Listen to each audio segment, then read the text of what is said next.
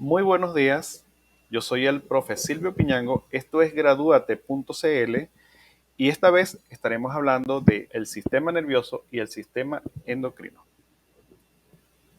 El cuerpo humano es una máquina maravillosa que se ha perfeccionado a través de millones de años. Está conformado por una serie de estructuras que trabajan en conjunto para obtener el fin común de permitirnos vivir a diario.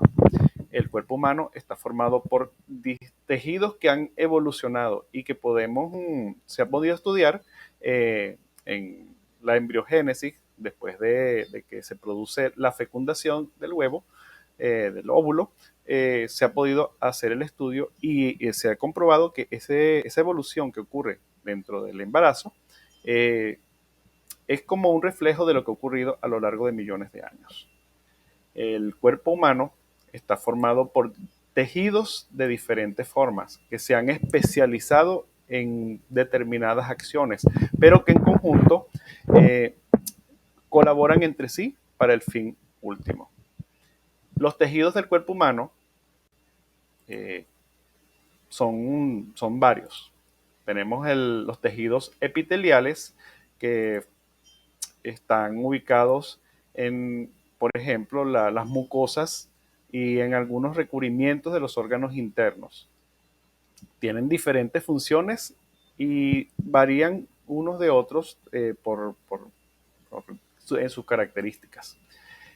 También tenemos el tejido muscular que forma los músculos, los distintos músculos que tenemos en el cuerpo. Estos músculos están ubicados, por supuesto, a lo largo de todo el cuerpo y cumplen funciones motoras. También tenemos el tejido conectivo, que se encuentra ubicado entre las células para darle cohesión a estas, unas con otras. Está ubicado en las células, entre las células. Y tenemos también el tejido nervioso, que está ubicado en el sistema nervioso central y en el sistema nervioso periférico a lo largo de todo el cuerpo. El tejido nervioso se encarga de transmitir los impulsos eléctricos que llevan la información a todas partes del cuerpo. Hablemos primero del sistema nervioso. El sistema nervioso está dividido en tres partes principales, que son el sistema nervioso central, el sistema nervioso periférico y el sistema nervioso autónomo. El sistema nervioso central es el coordinador de todo lo que ocurre dentro del organismo, mientras que el sistema nervioso periférico nos lleva la información hasta el último punto del cuerpo humano. El sistema nervioso autónomo se encarga de aquellas acciones del cuerpo que no tienen que ser conocidas por el cerebro. Por ejemplo, lo que tiene que ver con los movimientos peristálticos del estómago, etcétera. Lo veremos un poquito más adelante. El sistema nervioso central está formado, a su vez, por el encéfalo, que está ubicado, por supuesto, en el cráneo, y la médula espinal. La función del sistema nervioso central es recibir y procesar toda la información que proviene de las distintas partes del cuerpo y también la información del ambiente que nos rodea a través de los perceptores de los sentidos, con el fin de regular las funciones de todos los órganos internos para que se adapten a esas condiciones. El encéfalo está ubicado en el cráneo, dentro del cráneo, la cavidad craneal. El encéfalo es una estructura compleja que está formada por el cerebro, el cerebelo, el cerebro está dividido en hemisferios, el hemisferio derecho, el hemisferio izquierdo, que tienen eh, funciones distintas. El tálamo, que se encuentra dentro del cerebro y se considera como el cerebro primitivo. El hipotálamo, que está el epitálamo. Estos tres, el tálamo, el epitálamo y el hipotálamo, forman lo que se llama el diencéfalo. También tenemos el encéfalo, que está muy cercano al cerebelo, el puente, el bulbo raquídeo y el tronco encefálico. Del mesencéfalo y del bulbo raquídeo salen unos nervios que tienen funciones específicas y que irrigan la parte o llegan a la cara, a la cabeza y en algunas partes la parte superior del tórax. El cerebro está dividido a su vez en distintas partes que presentan funciones específicas y que se han estudiado. En primer lugar, tenemos el lóbulo frontal, que se encuentra hacia la parte del frente, y el lóbulo frontal tiene funciones motoras, está involucrado en la resolución de los problemas que nos conseguimos a diario, tiene relación con la espontaneidad, con los gestos, con la memoria, coordina el lenguaje, tiene el control de los impulsos y también tiene parte activa en el comportamiento social que tenemos con las personas a nuestro alrededor y también con el comportamiento central, sexual. También tenemos el lóbulo temporal, que está ubicado en la parte lateral del cerebro, de nuestra cabeza, y tiene funciones cognitivas superiores. En esta zona del cerebro se procesan el cálculo, el razonamiento, etcétera. También se involucra en la toma de decisiones, está asociado a la motivación, a la solución de problemas y a la planeación que hacemos a futuro y a la atención eh, para atención de diferentes problemas. El lóbulo parietal, que se encuentra en la parte superior de la cabeza, tiene funciones está relacionado con la sensibilidad y la percepción. También se involucra en la integración e interpretación de la información sensorial de los sentidos y también está asociado con el procesamiento de las imágenes visuales que llegan a través de los receptores que son los ojos. También tenemos el lóbulo occipital, que se encuentra en la parte posterior de la cabeza, y en este lóbulo se procesa información que tiene que ver con el reconocimiento de imágenes, la visión, el reconocimiento espacial y también la discriminación de movimientos y colores. Como parte del encéfalo también tenemos el cerebro. El cerebro integra las vías motoras y sensitivas. El cerebelo está asociado a la coordinación motora del cuerpo, es decir, el movimiento de los músculos voluntario, el tono postural, es decir, el sentirnos ubicados en el espacio y también la coordinación que necesitamos para hacer las diferentes actividades, lo que se llama coordinación fina, coordinación gruesa. La médula espinal, que está ubicada en la parte inferior del encéfalo, es el punto de conexión entre el cerebro y el resto del organismo. El sistema nervioso central está dividido en 4 partes definidas. Tenemos el sistema nervioso central superior, el sistema nervioso torácico, la médula espinal lumbar y por último la parte de la médula que está ubicada en la zona del sacro. Cada una de estas zonas le llegan una determinada cantidad de nervios que controlan las actividades que se producen en zonas específicas del cuerpo que tienen que ver con la respiración, con la digestión, con el funcionamiento del corazón, etc.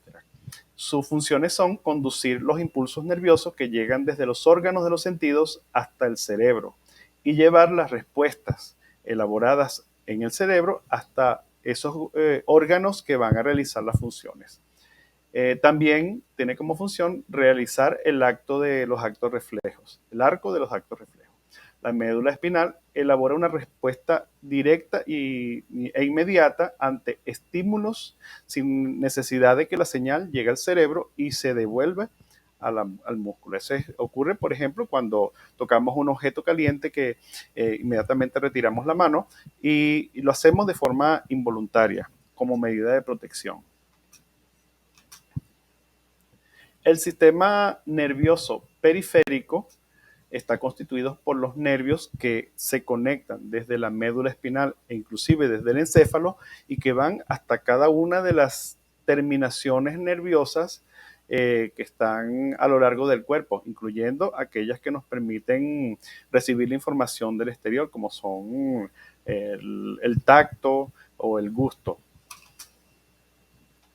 El sistema nervioso periférico hace llegar entonces la información de los receptores al cerebro y las instrucciones, por supuesto, del cerebro ya elaboradas hasta los órganos actuadores.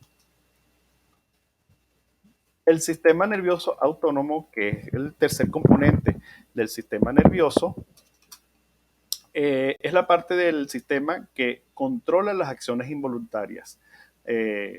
No hablamos ya de los arcos reflejos, sino de acciones de las cuales no tenemos conciencia, como es el latido del corazón que se mantenga constante y el ensanchamiento, estrechamiento de los vasos sanguíneos o la apertura o cierre de distintas válvulas en el organismo, como son la epiglotis, etcétera.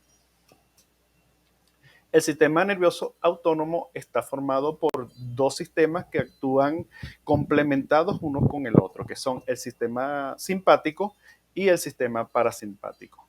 En la imagen que se presenta podemos ver la forma en que se controla. Por ejemplo, el sistema parasimpático produce la expansión de los pulmones, mientras que el sistema simpático hace lo contrario. Hace que los pulmones se relajen. Por ejemplo, en los latidos del corazón, el sistema parasimpático controla un tipo de movimiento, mientras que el simpático controla otro. Como podemos ver, estos dos sistemas están mutuamente conectados uno con el otro para complementar las acciones que llevan a cabo. Y a la vez llevan también cierta información al cerebro, aunque el cerebro, nosotros como personas, no nos damos cuenta de ello. Todo el sistema nervioso, tanto el central como la médula espinal, el encéfalo, el sistema nervioso periférico e inclusive el sistema nervioso autónomo está formado por unas unidades funcionales que son las células que permiten el paso de la información de una a otra. Esta unidad funcional es la neurona. La neurona es una célula altamente especializada que tiene funciones muy específicas. La neurona está formada por el núcleo, que se encuentra en la parte más ancha de la célula. Dentro del núcleo está el nucleolo, que tiene funciones de coordinación. Otra parte importante son las dendritas, que son las ramificaciones que tiene la célula y que van a permitir el paso del impulso eléctrico de la información que viene del cerebro. Debemos recordar que los impulsos nerviosos se producen a través de conexiones electroquímicas entre las neuronas. También tenemos una extensión más larga de la neurona, que en algunos casos puede llegar a tener un recorrido de 50, 60 centímetros y que se axón. Axón. Este axón está protegido por unas estructuras que lo rodean, que se llaman las vainas de mielina. Al final del axón se encuentran unas ramificaciones que son denominadas teledendrón, y a través de las cuales se hace la conexión sináptica entre una neurona y otra. Y de eso vamos a hablar ahorita. La sinapsis ocurre generalmente, ocurre entre las terminaciones del teledendrón de una neurona y las dendritas de la neurona siguiente. Aquí ocurre un proceso electroquímico que involucra unas sustancias que permiten la transmisión de los impulsos eléctricos de una a otra y de esta en la siguiente. Ese es el fenómeno de la transmisión del impulso nervioso. La función de la neurona es, por tanto, la transmisión de las señales eléctricas y electroquímicas en forma de mensaje. Este va pasando de una neurona a otra y este proceso constituye el impulso nervioso. Otro sistema que es muy importante dentro del cuerpo y que tiene funciones también de coordinación, aunque no del mismo tipo que el anterior, es el sistema endocrino. El sistema endocrino está formado por todas aquellas células que segregan, que secretan sustancias y que van a tener una función específica para realizar funciones dentro del organismo. El sistema endocrino está rodeado por tejido conectivo y conjuntivo de sostén que les proporciona la alimentación a través de los vasos sanguíneos, los capilares linfáticos y también llegan nervios hasta estos órganos para tener la decisión de empezar a producir o no la hormona que producen. Las glándulas del sistema del cuerpo humano más importantes son la hipófisis, la cual se encuentra ubicada en la base del cerebro. El hipotálamo, que se encuentra también cercano en la zona del tálamo. La tiroides, que se encuentra en la garganta. La paratiroides, que son 4 glándulas que se encuentran adosadas a la tiroides. Las glándulas suprarrenales que se encuentran en la parte superior de los riñones, la glándula pineal que se encuentra en la base posterior del cráneo y finalmente las glándulas sexuales que son las gónadas que permiten, además de la reproducción, el control de los caracteres sexuales secundarios. La hipófisis es una pequeña glándula que se encuentra situada bajo el hipotálamo, en la base del cráneo. La hipófisis controla, es como un centro de control del resto de las glándulas del cuerpo humano.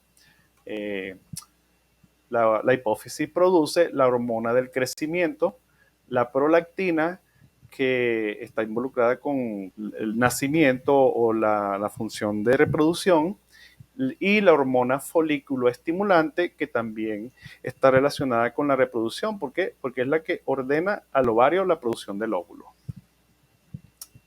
El hipotálamo, y la nombramos aquí mismo porque están muy cercanas y complementadas la una con la otra. El hipotálamo está en la parte del encéfalo y está formada por neuronas que reciben señales nerviosas. Estas neuronas tienen la capacidad de segregar hormonas y por esa razón se le llama hormonas neurosecretoras. El hipotálamo produce la hormona oxitocina, la arginina vasopresina, que tiene relación con la circulación sanguínea. La tiroides y la paratiroides son 2 glándulas complementarias que tienen forma de mariposa y que se encuentran ubicadas en la zona del cuello, rodeando la tráquea y la laringe. La tiroides es la glándula más grande, mientras que las paratiroides son unas pequeñas glándulas que se encuentran adosadas a estas. La tiroides es una glándula endocrina que está regulada por la hipófisis y que segrega 2 hormonas principales, la tiroxina y la calcitocina, mientras que la paratiroides son las 4 glándulas que especificamos y segregan la paratormona. Las glándulas suprarrenales se localizan sobre los riñones, están constituidas por la corteza, que es la capa exterior, y la médula, que forma el centro de la glándula.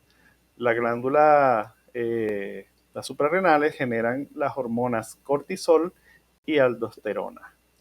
La médula, que es una parte de las suprarrenales, también genera dos hormonas que son la noradrenalina y la adrenalina, que están relacionadas, por supuesto, con el funcionamiento del organismo en situaciones extremas, que tengan mucho estrés.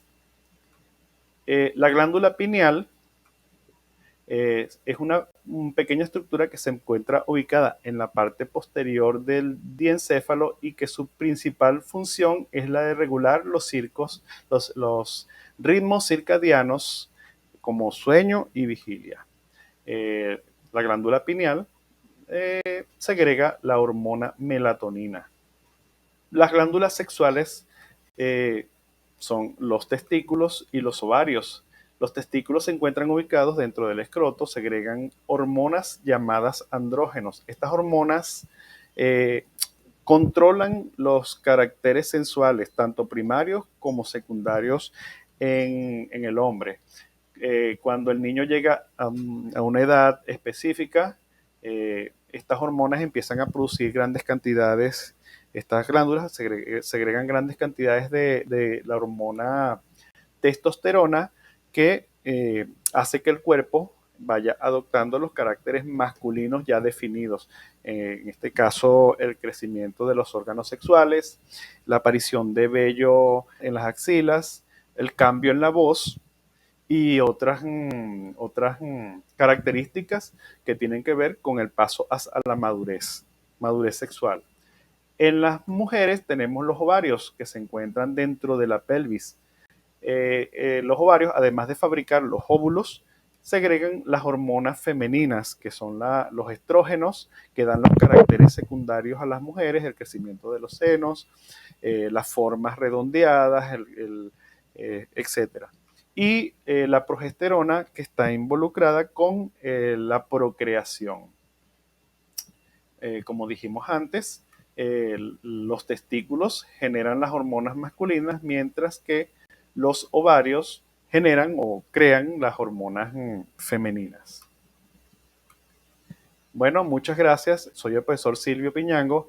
Esto fue graduate.cl y nos vemos en una próxima oportunidad.